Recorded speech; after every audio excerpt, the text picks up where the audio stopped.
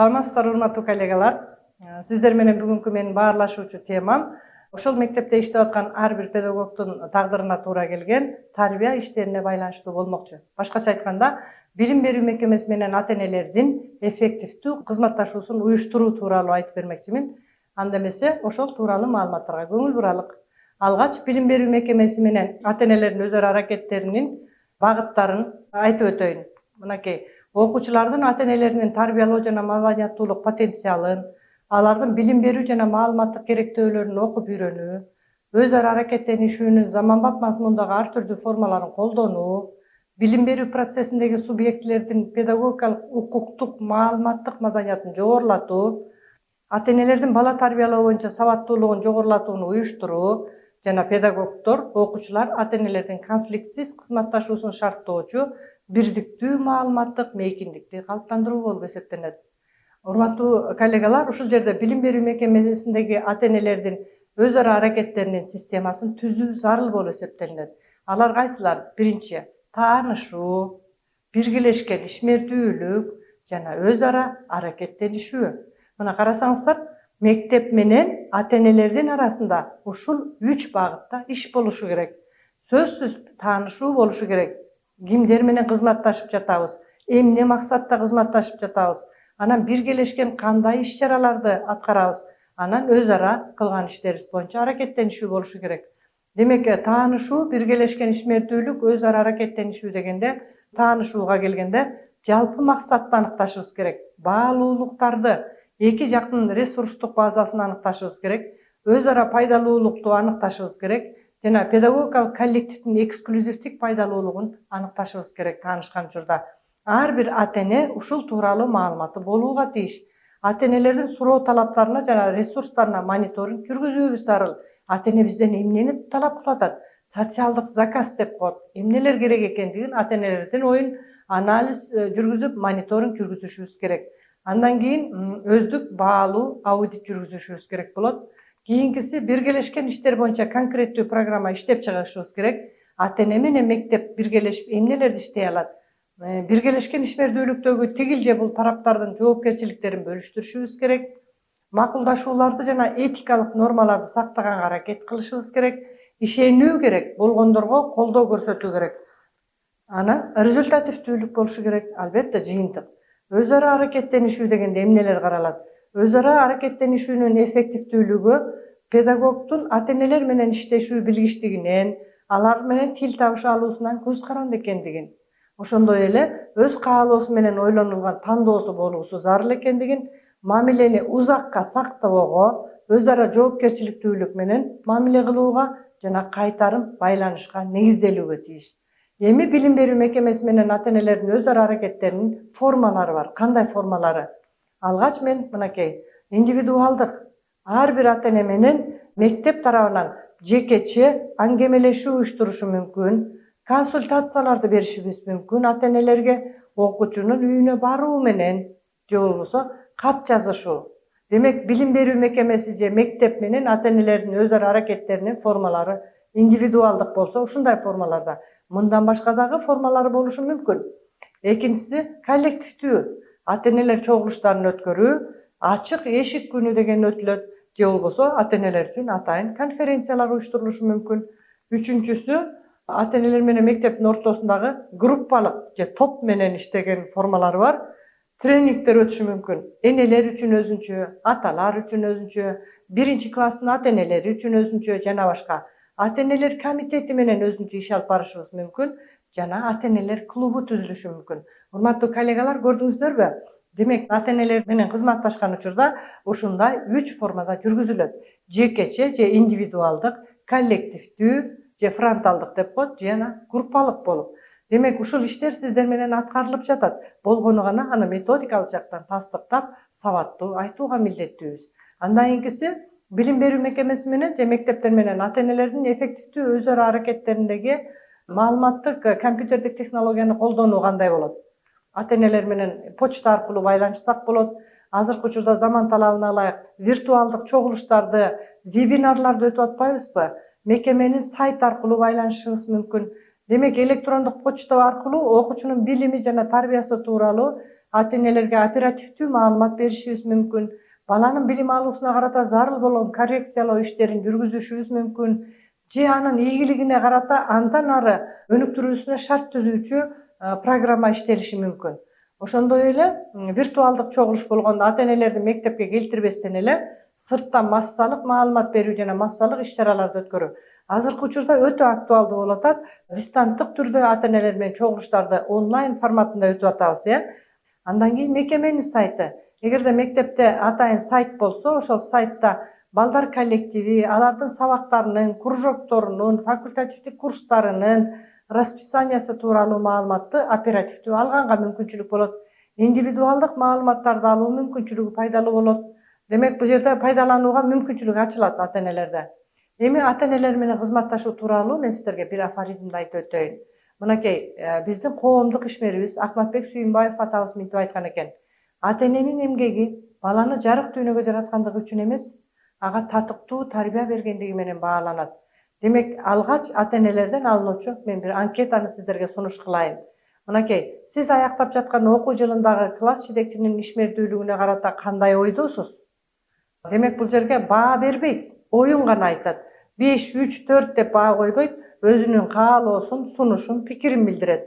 Келээрки окуу жылына ата-энелер менен класс жетекчинин кандай биргелешкен иш-чараларынын болушун каалар элеңиз. Буга да пикирин жазат. Ата-энелер чогулушунда кандай мазмундагы темалардын талкууланышын зарыл деп эсептейсиз? 4-нчү, ата-эне катары бала тарбиялоо боюнча кандай жагымдуу тажрыйбаңыздан бөлүшө аласыз? Же сизде кезигип жаткан проблемаңызды белгилей кетесиз? Ошондой эле жаңы окуу жылында окуучулар менен кандай иш-чараны биргелешип өткөрүүнү сунуштар элеңиз. Мынакей, урматтуу коллегалар, алгач ата-энелерден ушул сыяктуу анкетаны алып, ата-энелердин пикирин билип, анан ошого ылайык тарбия пландары менен кошо ата-энелер менен иштөөчү иш планы белгилениши керек болот. Эми мынакей окуу тарбиялоо процессинде ата-энелерди тартууга мисалдар. Кандай мисалдар менен көрсөтсөк болот? Азыркы учурда сабактарга катыштырабыз ата-энелерди. Ошондой эле кесибине ылайык тематикалык лекцияларды окутуусун сунуш кылышыбыз мүмкүн. Же болбосо ата-энелер үчүн күндөлүктү толтуруу, бул биздин конкреттүү мектептин мисалында айтып атам. Же болбосо класстан тышкаркы иштерди уюштурууда жана өткөрүүгө тартуу, музейлерге, театрга, экскурсияларга алып баруу. Бизде педагогдорду, класс жетекчилерди өзгөчө түйшүктү мойнубузга алып алабыз. Экскурсияга барганда класс жетекчи 35-40 баланы жалгыз өзү алып барып, жаны кыйналат. Демек, ошол учурда мынакей ата-энелердин тобун уюштуруп койсоңуздар болот. Эмне үчүн ата-энелер кошо барбашы керек эле? Ал үчүн класс жетекчи алдын ала ата-энелер менен макулдашып, ата-энелердин сиздер менен кошо барып уюштуруушун сурансаңыздар болот. Ошондой эле психологиялык, педагогикалык агартуу иштери да төмөнкүдөй формаларда ишке ашырылат. Лекциялар өтүлөт ата-энелер үчүн, жекече жана тематикалык консультациялар уюштурулат, конференциялар өтүлөт, тренингдер өтүлөт, ата-энелер чогулуштары өтүлөт, окуучулардын үйүнө баруу ишке ашат, байкоо күндөлүгү аркылуу байланышыбыз мүмкүн. Ошондой эле класс жетекчинин ата-энелер менен иштешүүсүндөгү төмөнкүдөй функцияларга негизделип уюштурулган болушу мүмкүн. Окуу тарбия процессинин методикасын жана мазмуну менен ата-энелерди тааныштыруу. Урматтуу коллегалар, окуу жылынын башында ата-энелер чогулушка чакырып, быйылкы жылы баласы канча предметтен билим алат, кайсы окуу китептер менен окуйт, кандай программа менен окутулат, кандай өзгөчөлүктөрү бар деген маалыматтарды сөзсүз ата-энелерге тааныштырууубуз зарыл. Андан кийин ата-энелердин психологиялык, педагогикалык агартуу жана билим берүү. Аларда баардык ата-энелерде педагогикалык билим жок болгондуктан, аларга агартуу иштерин атайын теманын жардамында өтсө болот. Ата-энелердин балдар менен биргелешкен ишке тартышыбыз зарыл. Айрым үй бүлөдөгү бала тарбиялоо иштерин коррекциялоо жана жардам беришибиз керек болот. Ошондой эле ата-энелер менен класс жетекчилеринин өз ара аракеттенишүүсүнүн эрежелери бар. Биринчиси, окуучуга, ата-энелерине, класска карата позитивдүү мамилесин чагылдыруу, балага болгон тынчсыздануусун билдирүү. Класс жетекчи сөзсүз ата-энени ушундай багытка бурушу керек. Ар бир нерседен позитивдүү жагын көрө билгенге, баланын өнүгүүсүндөгү проблема жана пайда болгон негативдүү ситуациялардын себептерин анализдешибиз керек. Үчүнчүсү, пайда болгон проблеманы чечүү үчүн ата-энелер менен бирдикте стратегия жана тактиканы иштеп чыгуубуз зарыл. 4-сү, балага карата мамиле кылуунун бирдиктүү тонун жана стилин иштеп чыгуу. Ошондой эле ата-энелер менен класс жетекчинин баарлашуусу төмөнкү принциптерге негизделген болушу керек. Чыдамдуулукка, кызматташтыкка, өз ара сыйлашууга, өз ара аракеттенишүүгө жана өз ара жардамдашуу, өз ара колдоого. Урматтуу коллегалар, мына ата-энелерге ушул принциптерди түшүндүрүшүбүз керек.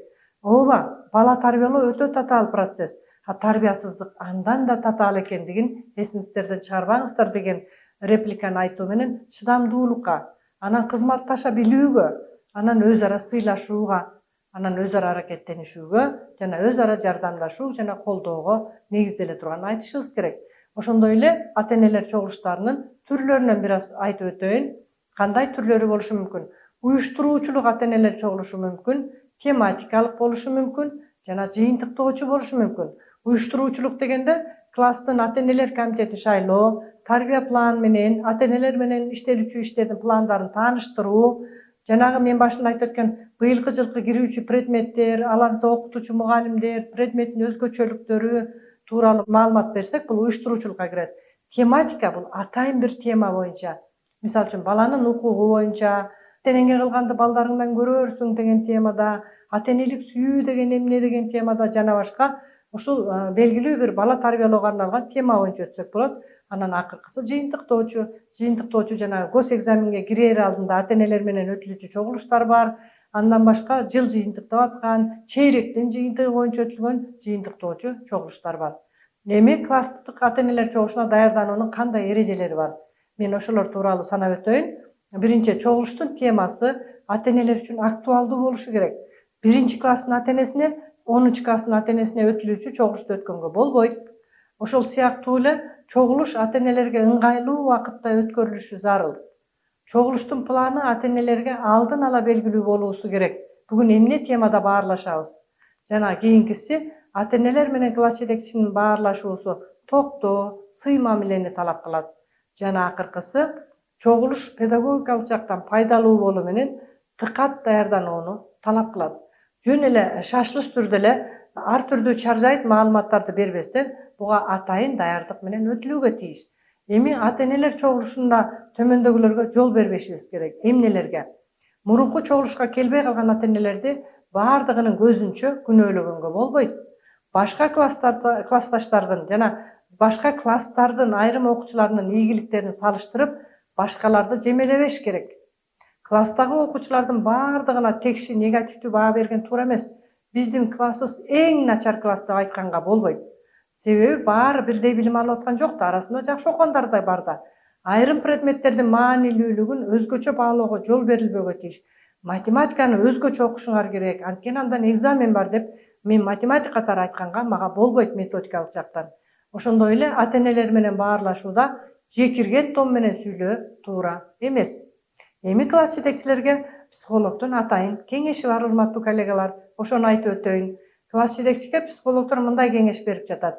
Чогулуш башталаар алдында көңүлүңүздүн чөккөнүн эшиктин сыртына калтырыңыз. Ооба, мындай жакшы сөз бар. Адамдын көңүлүн эмне менен салыштырса болот? Жыртык көйнөк менен. Адам жыртык көйнөктү көчөгө кийип чыкпагандай эле, маанайыңдын чөккөнүн адамдарга сыртка көрсөтүүгө болбойт дейт. Демек, адамдардагы анын ичинде педагогдор өзгөчө маанайыбыздын чөккөнүн ата-энелер чогулушуна билдирбөөгө тийишпиз. Кийинкиси, чогулушту өтүүдө регламентти сактаңыз. Кээ бирөө бар, 45 мүнөткө пландаштырып, 1,5 саат өтүп жатып алат. Ал дагы туура эмес болуп калат. Ата-энелердин аты жөнү менен кайрылганга аракет кылыңыз. Чогулуштун башында күн тартибиндеги маселелер менен ата-энелерди тааныштырыңыз. Адегенде позитивдүү маалыматтар менен баштап, анан негативдүү жагдайлар болсо аяр билдирип, жыйынтыгында келечекке сунуштар менен бүтүрүңүз. Ата-энелерге чогулуштагы айтылган, талкууланган баардык эле маалыматтарды балдарга айта бербеш керектигин эскертиңиз. Чогулушка келген ата-энелерге убакытларын бөлүп келгендерине ыраазычылык билдириңиз. Зарылчылыгына жараша жеке аңгемелешүү болсо, анда билим деңгээли начар окуучу жашоодо начар адам эмес экендигин белгилөө керек. Урматтуу коллегалар, мен сиздерге азыр ата-эне менен мектептин кызматташтыгы тууралуу кандай формаларда болоорун, ата-энелер чогулуштарынын түрлөрүн, ата-энелер чогулушун өтүүдө класс жетекчиге берилүүчү психологиялык кеңештер тууралуу маалымат бердим. Анда эмесе мен ушул берилген материалдар менен сиздерди пайдаланып, ийгиликтүү иштериңерге ишеним көрсөтүү менен коштошоюн. Саламатта калгыла.